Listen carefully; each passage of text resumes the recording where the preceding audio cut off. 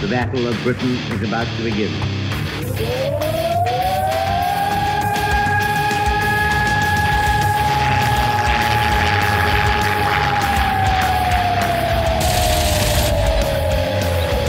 We got tanks up there.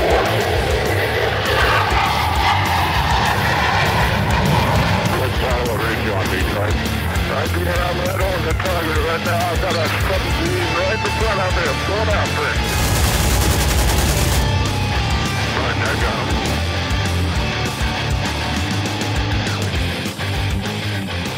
him. Welcome back to the Lead Pursuit Podcast.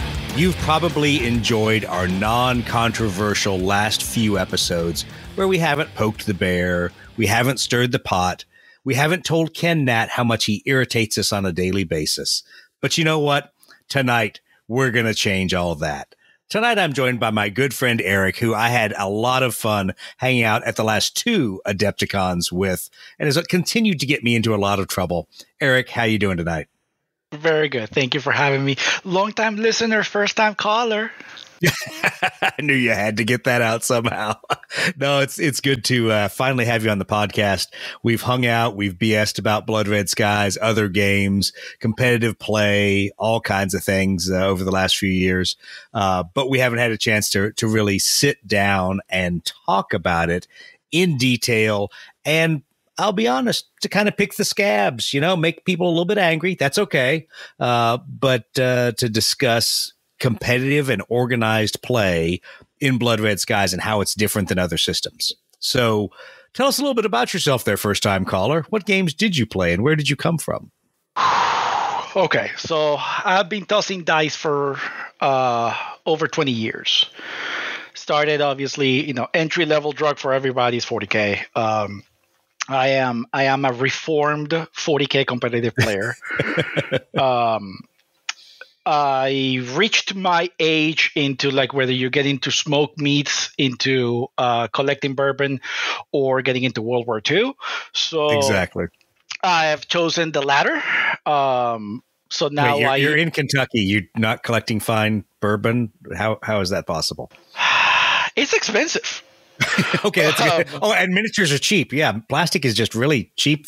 Oh wait, not so much. Yeah, not so much anymore. But I played 40K competitive for a little while, and I got burnt out of it. I took a break, then I came back. I saw how they mangled my boy, and I just eventually kind of moved on. So now I've been doing a lot more historical stuff lately, and kind of burying a little bit of the competitive side. I still participate in a couple of niche tournaments, but just because we're trying to keep the game alive. But for the most part, I'm a reformed competitive player. Now I play more narrative. I play more casual. I play, just whatever fun games we have out here with our gaming group. And yeah, it actually replaced the gaming time with bench time. So I've been doing a lot of building, a lot of hobbying, a lot of painting, improving my skills, taking classes, and doing all this sort of things like older people do. And yeah, that's kind of like a little bit of my gaming credentials and my hobby credentials. But that's the funny thing getting into Blood Red Skies, and you and I have talked about it a ton of times, is it's so easy to go down the rabbit hole about camouflage patterns, aircraft markings, what was this aircraft like in this part of the campaign, and 3 months later they changed the paint scheme, or added a different marking on the nose for recognition. Yeah, all those things. So funny enough, let me give you the anecdote how this rabbit hole started for me. So after 3 different tries, they finally get my hooks, and they get the hooks on my body, and I'm gonna play Blood Red Skies. This game is actually amazing. Let's go. And I start painting some German planes, because who doesn't want to paint some Luftwaffe? That's where everyone starts. Yeah, right? Exactly. And I have the unfortunate circumstances that one of my very good friends and somebody who keeps me on the competitive side, and we talk each other a lot. He's a World War II reenactor and an overall buff of the German army in general. So when I showed him pictures of the tiny little plane that I felt looked pretty good, he called me on the phone. They didn't message me. They didn't text me. They didn't send me he calls me on the phone and berates me for 20 minutes of all the things I did wrong to said plane. Now that's a friend. You cannot pay to get friends like that. Why is he a friend? Because he, without telling me you need to throw it on the garbage and do it again, like a German school teacher, exactly, motivated me to go full simple jack and saying, you know what? I'm going to throw everything on the garbage. I'm going to buy new planes and I'm going to make them the right way. And then I proceeded to do research for an entire month to paint JG-26 Fs on Battle of Britain colors. Down to the numbers, down to the squad markings, down to everything. And I proceeded to spend yet another month of no gaming, just painting tiny little, France.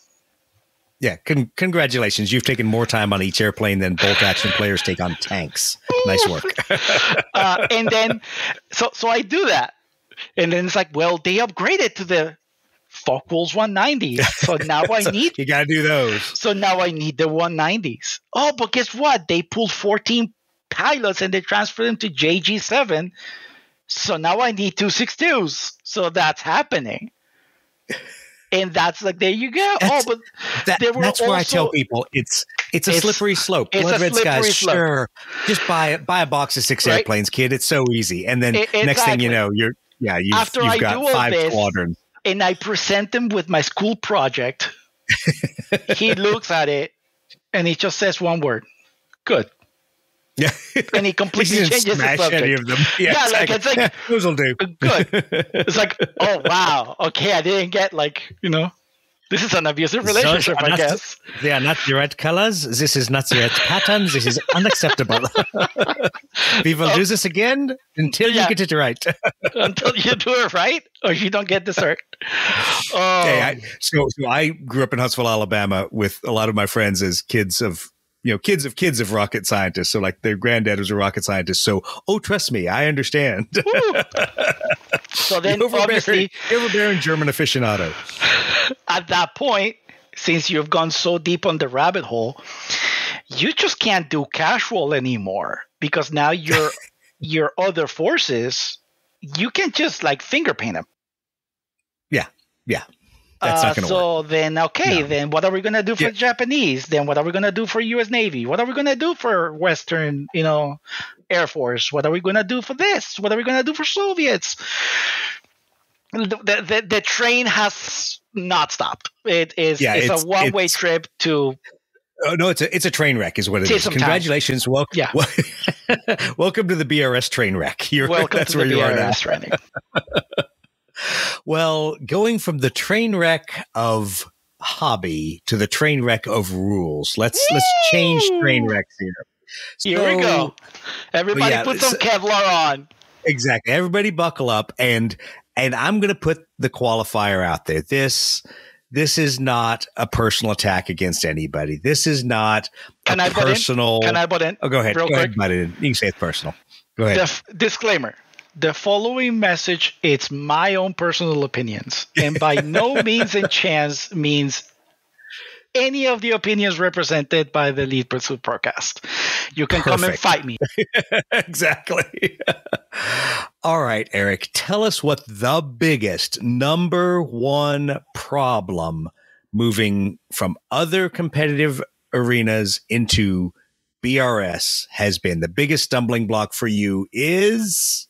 The biggest stumbling block is the same issue that you have on 40K, the same issue that you have on games like Spartan. I love you, Neo. The same things that you have with even bolt action is British people cannot write rules. And I will repeat it loudly for the people on the back. British people, please, you do not know how to read. You don't know how to write rules. Thank you for giving us Shakespeare and Bram Stoker, thank you for giving us Dracula. You cannot write rule sets. They're terrible. Hire an American lawyer. Guarantee you they'll find the gaps faster than a crocodile on the Egypt finding food. They're gonna find it faster than those what was those fishes that they were tested for cocaine and they were positive? Some fish were tested last week and positive for cocaine. They'll find faster than that. Please, people, hire American lawyers to tighten up your rule sets. Guarantee you'll sell everything like cocaine. I'm going to have to just dog hump right on top of that one because I love my British counterparts, but the amount of time I spent arguing about the wording, and we both speak the same language, English. It's a precision thing. And I know Miss May, it's not must. All right. You need to start using the correct words for this with the correct intent. If it's may, that means that I have agency. I can choose to whether do this or not. It's not compelling me to do something. Little dumb articles like that make a world of difference when you're talking about rule sets. It's funny when you come from different backgrounds. So I'm going to play the aviation nerd card again. Yes, flew for 20 years in the Marine Corps. Words mean things in our book. In our book, it has difference between shall, must, should, may. All of those mean different things. Mm-hmm. And we will go to a conference and look at the emergency procedures for an aircraft, and we will argue till we're blue in the face of, is that a shall or is it a should? Is it a land as soon as practical or land as soon as possible? Because every one of those things means something. And not that I'm a great competitive player. And the stakes are that high that you need to be so pedantic. And you have to be precise. Yeah. And so I tell people that precision of language is not something most English speakers come by. It's just not. And so especially when you look at people writing game rules and writing game rules in a club environment, precision of language using the exact same term, always saying the word shoot with a capital S when referring to a gun, always saying climb for advantage, capital A, C, all those things rather than gain advantage. Well, is it the same as climb for advantage? What about gain? So all of those things, the precision of language makes entering a competitive arena easier because there's fewer gaps. There's fewer gray areas because the language is already precise. Now, trust me, I get it. I am not a novice when it comes to looking at and writing rules. In fact, I have a rule set that Mitch Reed is beating me over the head about where is this rule set and why haven't you sent it to me after we drank beers and talked about it last week. But the fact is I want to make sure the wording is precise, and it's not even a competitive game. It's a freaking solo game, for crying out loud. But the point is I want the wording to be must exist in the rule set. Well, but I don't want people to go, well, what does he mean here? Do I roll a dice or do I, there you go. How do I play this? You want to remove that ambiguity. Now, what I will also say is it's kind of like politics. You leave ambiguity where you want it to be. If there's something you don't really know what the right answer is, maybe you leave it a little ambiguous in the rules, but that's not the kind of rule sets you take to a competitive game. That's not the kind of thing you want. That's fine if it's your buddy and you try to determine how many dice do I really roll for an American torpedo in 1942? Is it one die or two dice? Who knows? But if you had a competitive scenario, it better say 1942, it's one dice, 1943 and up, it's three dice, whatever.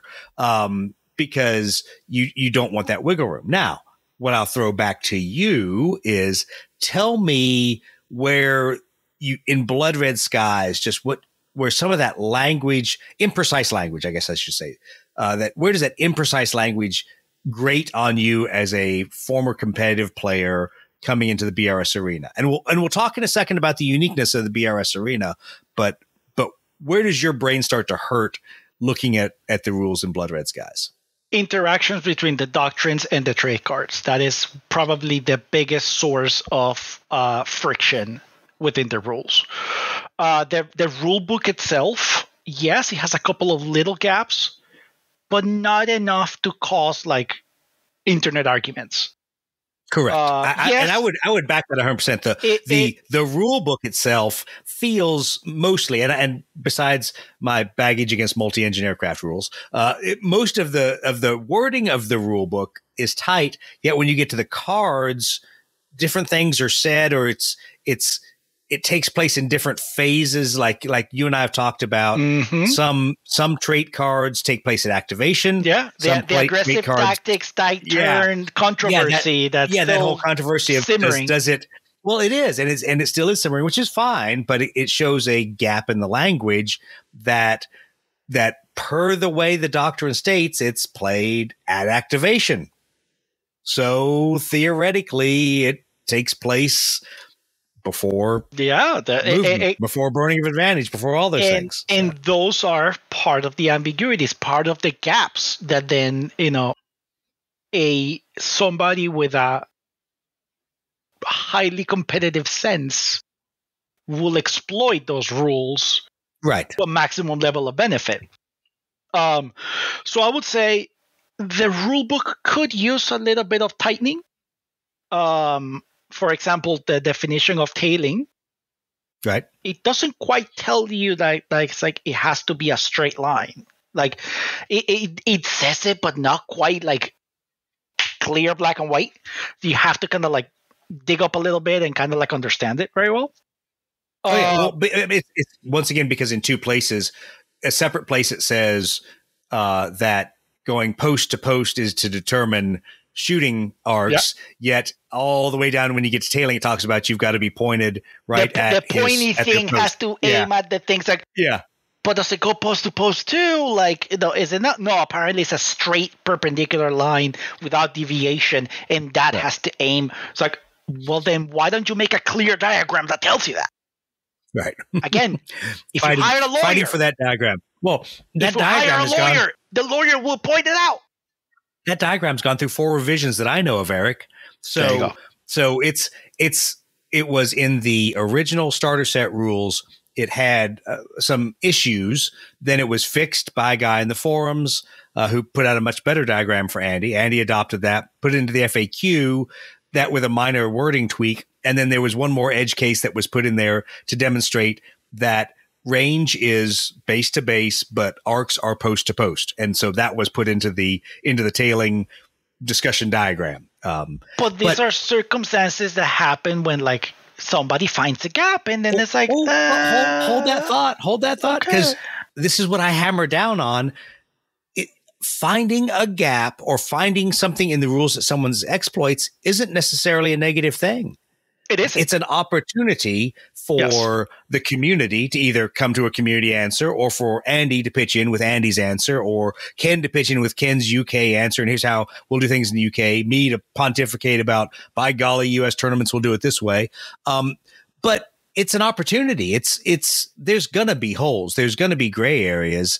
I think people take too much of a personal attack when someone says, hey, is this open to interpretation, or is there already a community answer? And and this is where Andy's going to feel like it's a personal attack, but it's not, because the FAQ has not kept up with a lot of the questions that are being asked recurrently. Those gray areas are still there. And I don't know, maybe it's something Lead Pursuit has to solve. Maybe Lead Pursuit has to become the keeper of the FAQ. I don't think so. I think it's a terrible idea, but, somebody really needs to see a lot of these questions that come out in the ready room and these questions that come out in competitive games and say, can we tighten down the wording in the FAQ? Can we give an example? Can we throw a couple airplanes on the board and show what it looks like? Just to build a community consensus of how those rules should play. Now, as a stopgap until this conclave happens, I would not be opposed to maybe see the Gathering of Eagles edit of how we're going to run this competitive tournament. Okay. Well, and I'm going to ask you a tough question here. So True. This is something I want to anchor down on, and I'm glad you brought it up this early. So I have huge emotional baggage about doing that. And it's not because I'm a super sensitive guy and I don't want to offend people. Hello, have you listened to the podcast? I started off by offending Ken Nat. But the fact of the matter is, I am very reticent to say, here's the official FAQs and let me filter them for you and tell you what the Gathering of Eagles format is. I'm really happy to expound on things and say, okay, this is not explained well in the FAQ. Here's how we're going to do it. But like aggressive tactics, are you going all the way to say that, Doug, there should be a GOE FAQ that says aggressive tactics, ignore the errata on page 9 of the Blood Red Skies FAQ? Is that what you're implying? No, because in a way, that question has been answered. Right. It happens on the activation. We're done here. Thank you very much. Have a good day. The ruling has been established. We're done here. But there's other things that then, is that precedent? Does that mean that the interaction with, because that was a perfect example on the Ready Room. I brought a counter example. It's like, so what about high altitude performance with like this other card? So then does that allow this to happen? Right. And I was given an answer first, and then it got backtracked. So it's like, okay, so is this a precedent now? Does this new answer invalidate the train of reasoning on this? So why does it work here but not here? So we have an issue now. Yeah. You know, so like we have a lot of gray areas for a tight competitive environment, if it needs to be a tight competitive environment, until the conclave agrees, there must be a solution. So I'm not saying that. So you're just saying I've got to be the bad guy. Just go ahead and say it, Eric. I am not saying that I'm proposing a schism. Okay. You are, exactly. But I'm saying until an official documented version is provided, we're going to be playing it this way. Right. And this is the reasons why. Right. So not by fiat, not saying, this is how we're going to play our tiny little playing game. Thank you very much. You don't like it, get the fuck out. No, these are the issues. Right. We're going to be playing it like this until a new FAQ shows up and he addresses the issues like clearly. Right. With examples and like, to clarify it for the community. We think that it should be played like this. FYI, this is what you're going to be stepping into. Right. And that now gives me agency as a participant of saying, yeah, I'm going to fight on this bare knuckle fight. Or, no, bare knuckle fight should be illegal. I'm not doing that. So it gives me the ability to say, all right, I'm going to enter in this format on this weight class, but I don't want to do bare knuckles. So no. Or sometimes I'll be like, yeah, screw it, bare knuckles, and give me give me like, some brass knuckles too. I don't care. So, but it's up to me as a player, if I have that information beforehand, to say, okay, I can participate here because I have, even though we're deviating from the canon rule, I have an option. Like, I know that we're going to be doing this a little bit different. I'm going to play Japanese baseball on which we can tie. Right. Like, I'm signing up for this. It's fine. It's okay. Yeah. So that's what I'm saying. I'm not saying it's like a full schism, but maybe for the time being as an interim solution and clarify that very clearly, like very obvious. The GOE format is going to act like this until a new FAQ shows up that, either clarifies or fully overrides it. Right.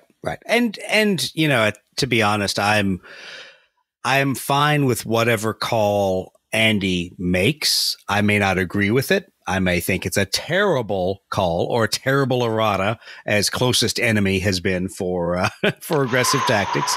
But I also am perfectly happy to support and see how they play out, because I think the point we should segue into is nobody really knows how this game plays competitively. Yes. Agree or disagree? Yes. So let me expound on that. On the second You point. get to make that point. I said it, but you get to make the point. Yeah. So as a competitive it's not like I'm a competitive player that has gone like to multiple national events. I've run a couple of events. I'm burnt out. I don't want to do this anymore. I participate in some localized tournament areas. I go to Adepticon specifically for one tournament. Like that's our thing. That's the Magic the Gathering tournament that's there, right? That's the tournament you play? No. Maybe not. No, Magic is the devil. I don't touch it. I'd rather eat cocaine than play Magic the Gathering. I figured I'd insult you since I've insulted everybody else. Those are fighting words, sir. You should be receiving a slap from my gloves next time we see each other in person. I'll challenge you to a duel. Exactly. Anyway, the participants of organized play for Blood Red Skies,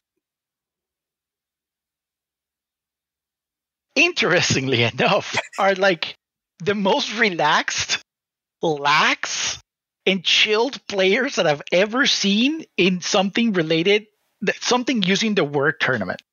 Yes. It's weird. It's very weird, and it's like a vibe. You don't like feel pressure to join this vibe. The vibe is just like organically imposed upon you. And you're like, yeah, okay, whatever, fuck it.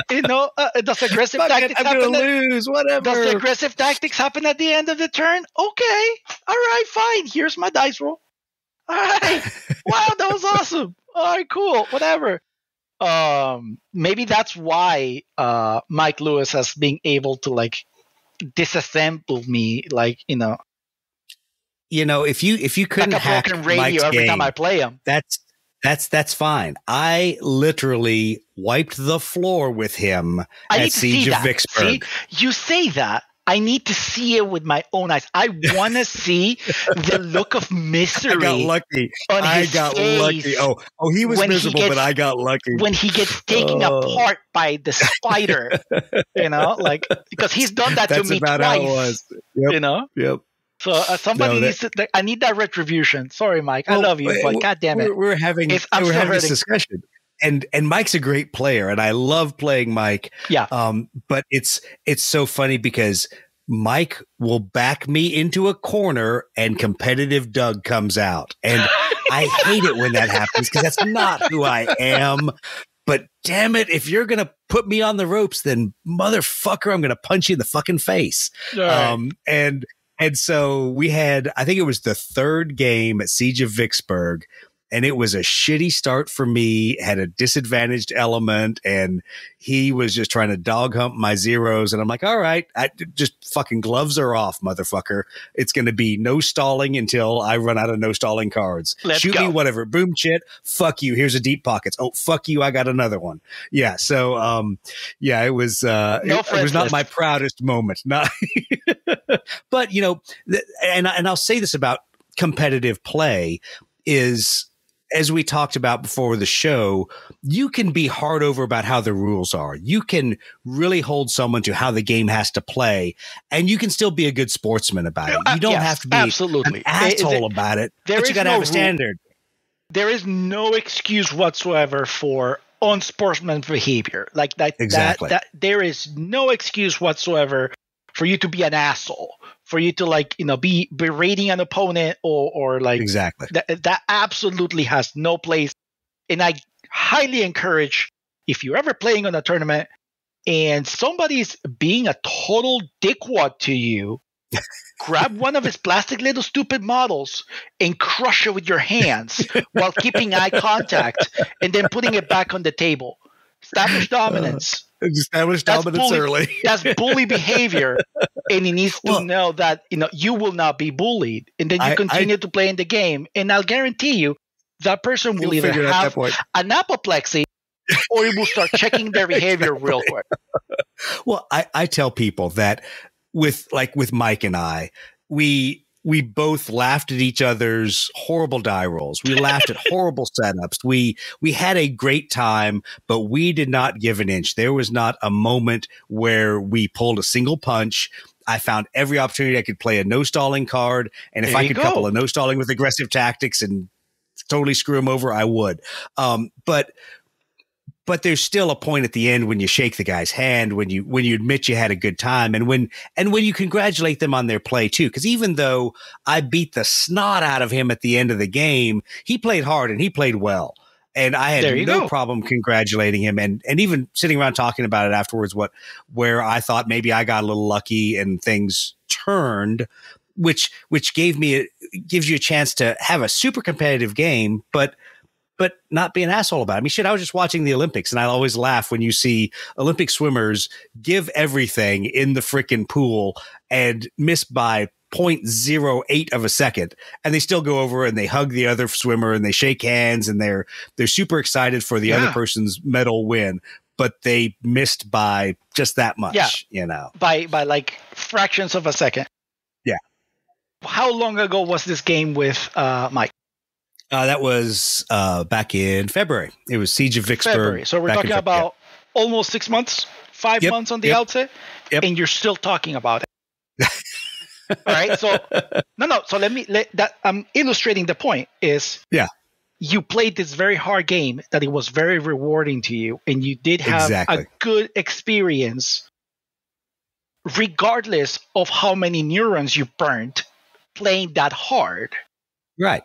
At the end of the day, 5 months later, you still have a positive experience related to that high competitive level. So that's ultimately what the games should be about is I had a great game playing at a high level. So it was very rewarding to push the limit of what I know and to play better than I usually do. And it resulted in I had a great match with Mike, whether you won or you lost.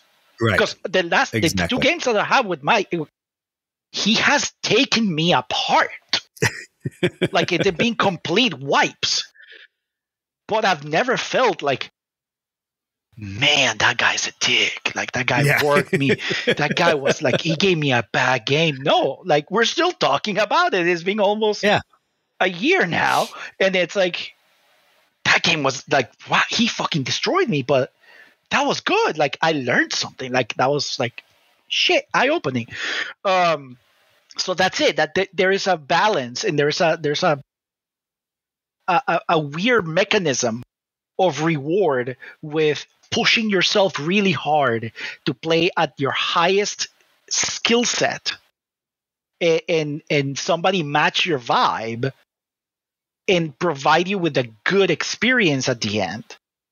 And it's up to you to react to that accordingly. Because you could be a bad sport and not give a bad attitude to your opponent, but inside hold this resentment of like, I don't want to do this anymore because I went so hard and I didn't get my dopamine. Yeah. Instead of learning and seeing where did it go wrong, was it luck? Was it skill? Was it loadout? Like maybe you just had the bad matchup. Maybe your loadout wasn't as optimized. Maybe it was a circumstantial thing. Like who knows? Maybe you got psyched out. There's so many components that you could analyze, but ultimately we're trying to have a good time. Like we're not going there to like, I want to be the best Blood Red Skies player in this establishment, because what's that going to get you? Like, still get the same T-shirt and glass at Adepticon, so no, it doesn't get you anything. Ultimately, we go there to play our tiny little playing game and have a good time and laugh and just hang around. So there is this, like, in a way, maybe a fear of dialing it to 11 because your vibe is not going to be checked. That maybe you're going to be that asshole in the room that is going to be like super competitive.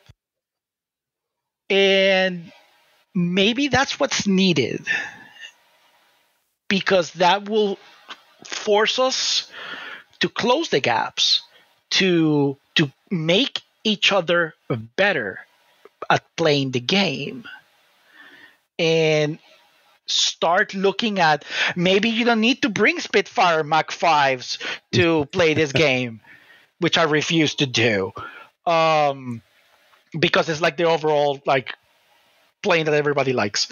I don't know, like, it's just play hard, be respectful, be a good sport, but you can have both.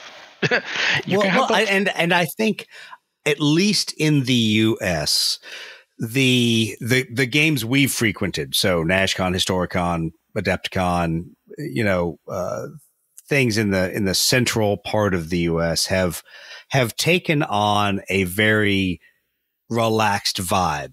And I think part of that has been because there are so few multi-year players. There's a handful of people who've played over and over, but almost every tournament you're getting in new people. And so I'll be honest, there's times in a tournament when I look around and go, okay, I'm not going to play today because otherwise I'm going to be the top guy, and that's not going to be any fun. But you have a bunch of new people, and so you want them to go have a good experience, have them play competitively, and I'll put competitive in air quotes, playing for medals. But you also know that they don't necessarily have the fangs out because they don't know the rules well enough. They don't feel confident in the game enough to really play hardcore fangs out. But I think that's a good thing. I think it's something we don't want to lose, but at the same time, I think there's nothing wrong with saying, if you're a hardcore competitive player who is professional about it and is a good sportsman, absolutely play hard. In certain events, you should expect to see those people show up, like Adepticon. I mean, maybe at one point we're going to have to call it BRS Worlds or BRS North American, just so people know that that's going to be a super competitive event. If you're not feeling super competitive, go play Wing Commander on Friday with Doug and shoot missiles, whatever. For that to happen, there has to be other initiatives in play. We can talk about that later on. Yes. But I think that that's a good segue into saying we have a rules knowledge problem in Blood Red Skies in the community. Absolutely. And I'm guilty of it too. Like, I'm still learning new things about the game, which is on my track to become a better player. You find these new things. So I've been fighting with, a finger tied into my back, Now I know that I don't have to do that anymore. I've been playing in hard mode. So again, you get beaten in the face, you learn your lesson, you find out how you got beaten in the face, you realize that you need to put your guard up. I was like, oh, okay. I've been doing it wrong. Thank you. And you just move past it, grow as a person, and continue your journey,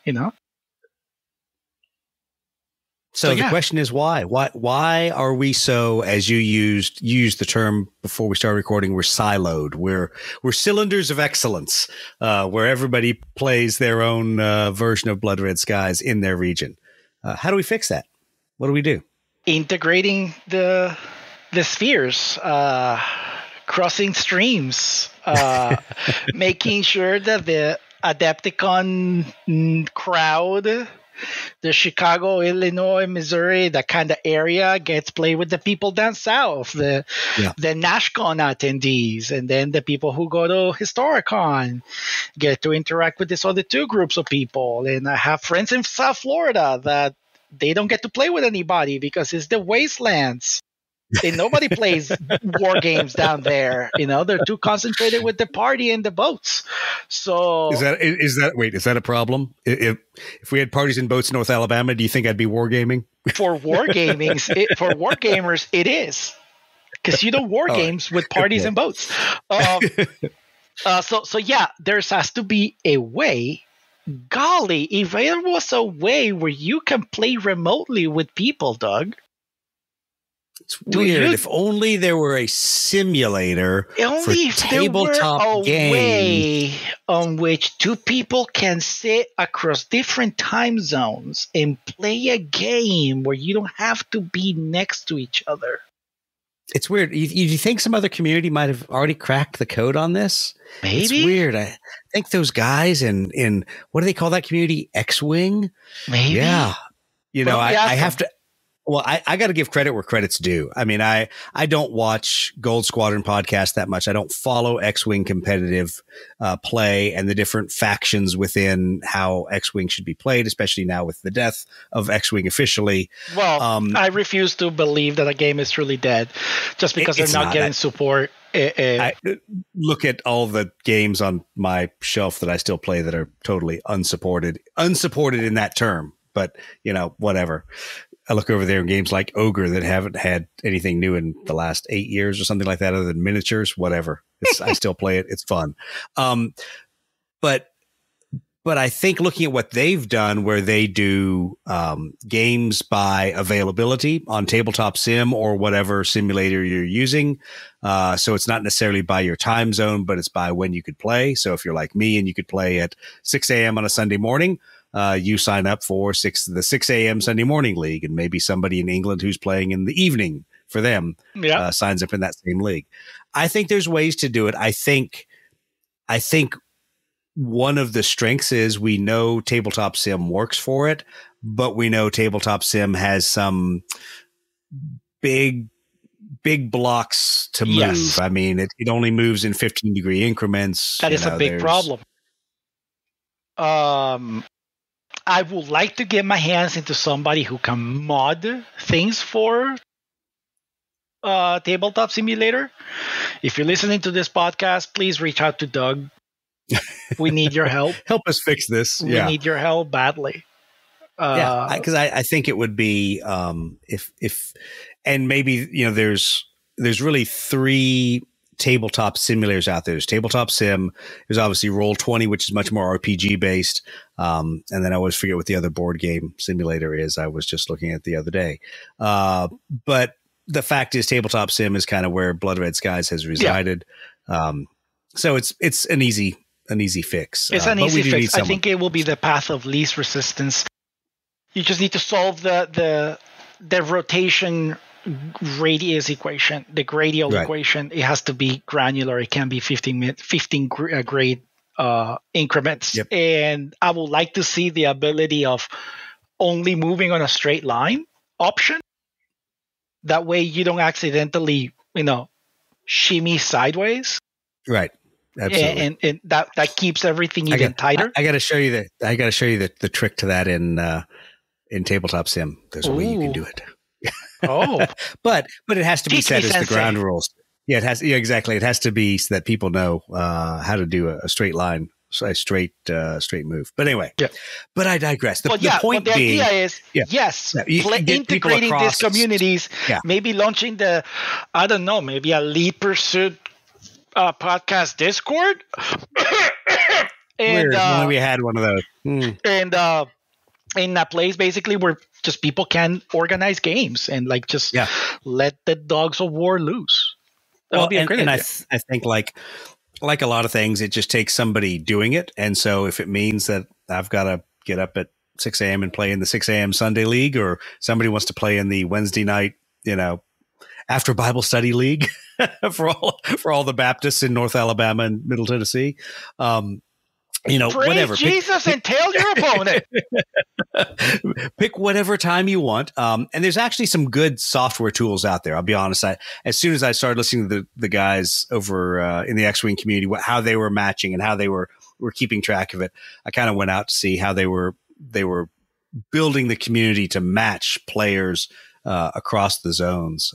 And there's ways we could do it. I think that would be good for the community, because it'll solve 2 problems. I mean, people will suddenly realize the rules they misinterpreted, which is always a good thing, but it will put very disciplined repetition into this, and it will put a lot more reps than you get from 3 rounds at Adepticon, 3 rounds at NashCon, 3 rounds at Historicon. You'll get people playing every weekend. Brett and Steve talk about their play with Tabletop Sim was how they really got good at the game, because they were playing every week, like Monday night, Tuesday night, whatever.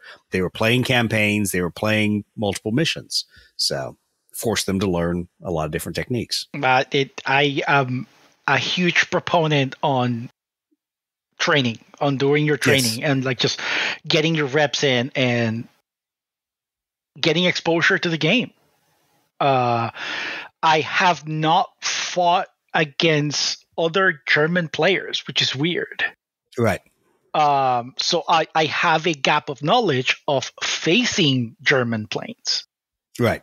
I've used them, but I haven't faced them. So am I using them to the best of my advantage? No, maybe not. So I have this paradox, the parallax, sorry, of like, I think I'm using it properly, but I haven't seen other people using it Right. and seeing what they're capable of. So just that alone will be invaluable. And increasing your player base by meeting digitally is, I think, the solution to this. Yeah. Until we can get 100+ attendees at a GOE event, which probably will drive you to drinking. More than I already am. Yeah, more. Gonna be Doug in a dialysis machine. Exactly. And Steve on a respirator. And Brett It's already us after. and Brett will just die. Work on. Brett just either die or go MIA.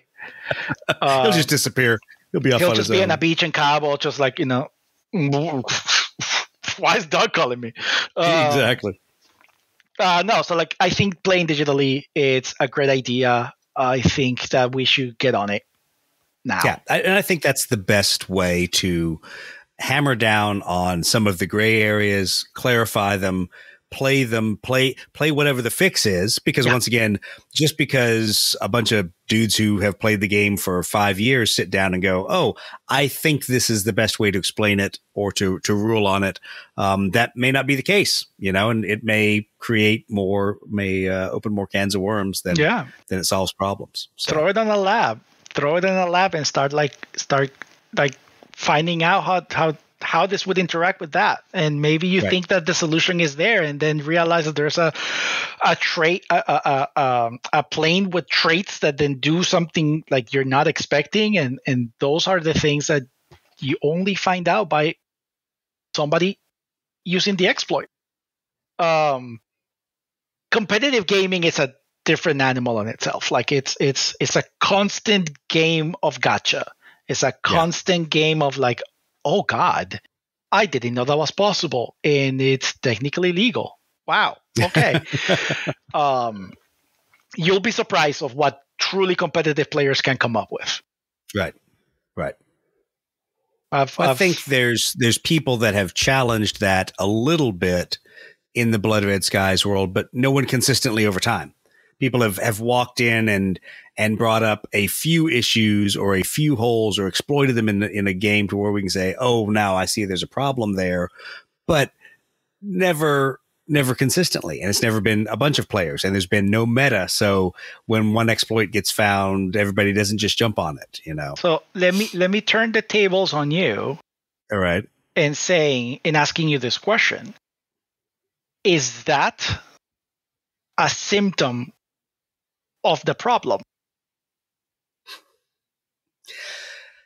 No. So I'm going to tell you, I'm going to be really arrogant here, and I'm going to tell you what the root cause of the lack of bloodthirsty competitive play is. Because the biggest voice in the game consistently says, "Play like a gentleman. Be a good player." You can, and we're victims of our own publicity at Lead Pursuit. We tell people to play nicely and to play. We enhance. We always speak more about narrative play than competitive play, and we speak about it in better terms. And I'll be honest, I've said negative things about competitive play because sometimes being a TO, it just freaking sucks. But anyway, but I think that the big voices in the community haven't been saying, "Go play super competitively." Like if you go watch Gold Squadron or any one of the other X-Wing podcasts, they're like, "Hey, here's the combo. Here's the 2 pilots and the 1 airplane and this, and this."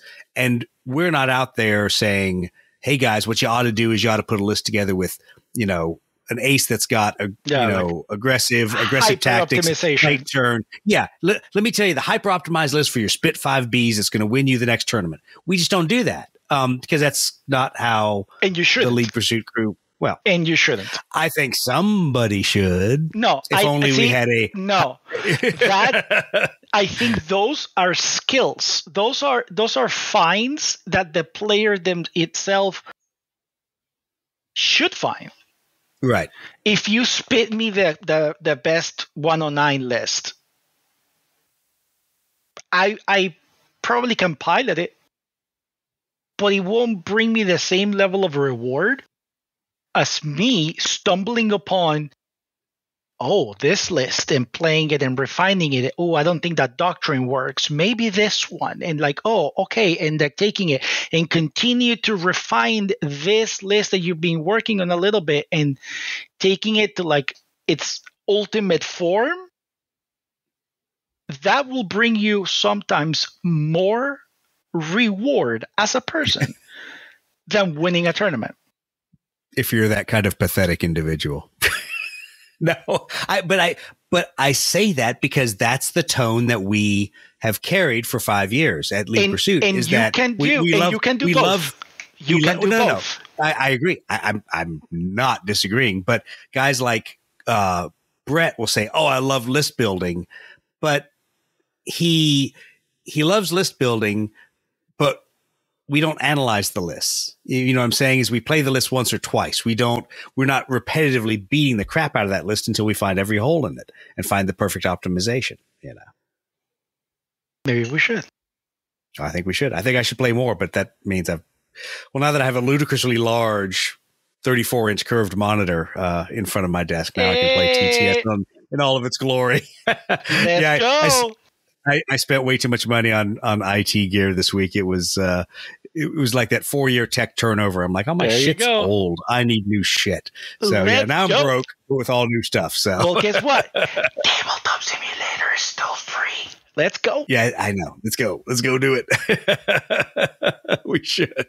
We still have to play for. I still have to do some reps. You need to help me because I need to put the reps in. Hey, if we're going to be playing for pink slips, then Steve's even coming if for blood. Steve's coming for blood. Only a single airplane. Yeah. I still say even if it's single airplane, there is some serious mojo in that game. So I don't want Steve's planes. I want his defeat. Yeah. That's the best. Is take the defeat and give his planes right back to him. I don't want your airplanes, but I'd still beat you. I'll take some skin of the game. Like I'll take something, and then I'll put it on pride of place. Like I'll put it on my shelf next to this is my Steve Toth airplane that I took next to my Blue Falcon Award. Exactly. Not everybody has a Blue Falcon. There you go. You got awesome. 2 Falcon awards. You have 2 awards right now in this house. You got 2 recipients of the Blue Falcon Award. We just don't even need to talk about that. That's just, that brings back all the wonderful memories of the furball. And that's watching the thing. people just. And that's the thing. That's another thing about this community. That we celebrate more the Blue Falcon Award, and we're still talking about it years after it happened, than who won the last tournament. Yes. Well, I don't know. We're victims of our own success, man. It's a great community. It's a great community. I'm not disparaging it. This is like a weird anomaly that I'm happy it exists. Well, we are victims of our own success in the sense we have told people how to behave. Now they behave that way, and we go, "Damn it, you're not being competitive." So, you told me not to be bloodthirsty. So, there's a difference between being competitive and being bloodthirsty. Right. I think that bloodthirsty is the extreme of the competitive argument. I think that you can play a good game by trying to be better every game. All right. That raises your skill, which in a way, it also improves your opponent's performance. And that kind of starts resonating with each other. And then the more you play with that level of player, the more skill you acquire. It's just training. That's how you acquire skills. that needs to happen more. The gaps of knowledge need to be closed out. You need to be exposed to new ideas or new ways of how people are interpreting the rules that maybe illuminate your understanding. Might be like, oh, wait a minute, the guys down south interpret this rule like this. Let me reread it and see if they're onto something here. And perhaps they are. And that will only make you understand this as better. So I am all about crossing pools of knowledge and getting people together from other groups. Again, we're beating this dead horse to glue. But yes, you can play competitively. You don't have to be a dick about it. Right. If you can take one lesson from this podcast is you can play hard and you don't need to be an asshole. Exactly. And I think we all, those of us that play the game a lot, we want games that are close. We want games where we're pushed. We want games that are hard for us to achieve victory. Those are the ones we remember. We don't always remember the one where we just tabled somebody and it was over in 20 minutes. But remember the ones where we had to pull every trick out. And I'll be honest, I also remember the games where I didn't play as an instructor. Because for me, there's so many games that I play where I'm like, hey, man, remember you can play robust here. Hey, man, remember and help people along. That's one of the nice things about playing with Mike is I really enjoy, because I think he was flying Wildcat or either Wildcats or Hellcats against me that time. And I was giving him about half a second to play his robust card. So I would look around, total up my dice, grab my 4 dice and go, okay, and I'm rolling my 4 dice. And if he didn't throw a robust card before I had totaled up my points and rolled my dice, then there was no robust card that shot. And if he forgot to add vulnerable on some of the things, I'd be like, that's on you. I'm not going to say anything. I'm not going to go, oh yeah, throw another die in there, dude. You need one more die to try to hit me here. Yeah. So there's times you sit there and you smile and you're like, yep, you're right. It's a 5-die roll. Should be a 6-die roll, motherfucker. But thank God you only got a 5. See, no, I am the one who dials it even harder, and I'll help him. I mean, like, don't forget about vulnerable. Because I need you to play the hardest possible, because that's how. Nope. My attitude is if you slipped up, and I'm going to take every advantage of that. And I will only get my dopamine reward by completely beating you playing your hardest. You say that. You say that. Okay, you say that. I'm going to call you out. So when we play the next time, you're going to play with starter set dice, black and white dice, and I'm going to play with whatever dice I want. Because we all know starter set dice are jinxed. They roll the worst, and even though they have spades for 6s, they never roll a 6. No. You're going to play with starter set dice. That's bad juju. We play with whichever dice we want. But what I counter challenge you is that I will not use your rules mistakes as a crutch to my success. I will point out when you're about to make a mistake on the rules or on the traits, because I want my potential victory to be above reproach. You assume you know the rules better than I do. I don't. But what I'm saying is that if I notice that you're forgetting a robust, I'll point it out. Don't you want to play a robust here? I'll point it out, because who knows? Maybe I want you to play a robust right now. Maybe I didn't want to play a robust. Maybe I'm saving it because I think you have 2 more guys that are going to shoot at me. There you go. Yeah. There's a mind game element, and that's a different conversation. The psyops are real. But anyway, what other grabs are we going to talk about here? No, I think that covers most everything that we've really said we were going to kind of rant about. I'm disappointed because it wasn't a rant. You totally got me all worked up for a rant. I was going to have an Eric rant. And, I mean, British people can't write rules. Well, we're going to anchor on that. I'm going to anchor that British people can't write rules. So hire an American. They can't write rules. They write casual rule sets, and then we try to use them in a competitive environment, and then sometimes we find that they're incompatible or that they're not suitable for that. And that's another thing is like if the game is fully written as a casual environment, you can't have chess. Right. Like Right. chess is locked. Chess has lasted for thousands of years. It is a highly competitive game because it is air gapped, completely air Yes. gapped. There are no arguments in chess. It's a pure game of skill, no luck, no nothing. All right. BRS is not that. BRS has a lot of gaps. Things open to interpretation. The doctrines are a problem unto itself. I love your random Sunday morning doctrine questions. Just like, what is Eric going to ask me today? Because obviously somebody pushed his shit in on Saturday Usually, with some combination. I'm gonna give. Let me use this opportunity to give a shout out to Rob Prince. If you're hearing this podcast, you are the motherfucker who probably gave me a hard time that Saturday night, and then I'm coming up on Sunday morning saying. I always get these complaints, and I'm like, really, dude. And so, in Rob's defense, I'm going to say my first answer to Eric is read the rule book, motherfucker.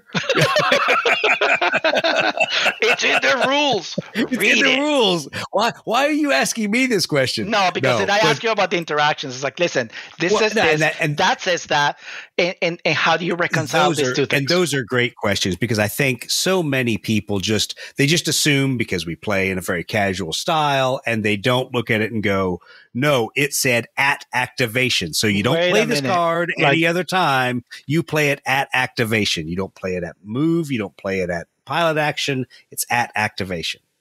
And which changes the card completely. Like it changes the whole thing, which then is a domino effect because then if this becomes more powerful than this one doctrine to rule them all, what happens to the other ones? Are we misinterpreting the rest of the doctrines? Then that's what I brought the counter example. And then we got mixed results and then the whole thing becomes moot and open to interpretation. So yes. Don't mean to call anybody out, but I won't. I'll keep my No, mouth. you don't have to. People change their minds about how they interpret the rules and how they call the rules, and that's fine. We'll just drive on from there. So anyway, we've been venting for about an hour. So to keep everybody from having their eyes totally roll back in their head and go, Doug, Eric, we don't care. I don't play competitive. I play narrative casual games with my buddies. That's totally fine. That's totally fine. That's awesome. As long as you walk out of that game with slightly better knowledge of the game itself and you feel that you learned something or that you became a little wiser or that you like felt that you grew a little bit, it's all worthy. I tell people that every game you play should be challenging. If it isn't challenging, you're playing the wrong game. Probably not that you have the wrong opponent. You're probably playing a game that's just super simple and there's no tactical decisions to it. It's just who can roll the most dice. But you should be challenged. You should go, wow, I made some good decisions. I made some bad decisions. What am I going to do next time? I know, like when I play Aeronautica, it frustrates the hell out of Connor.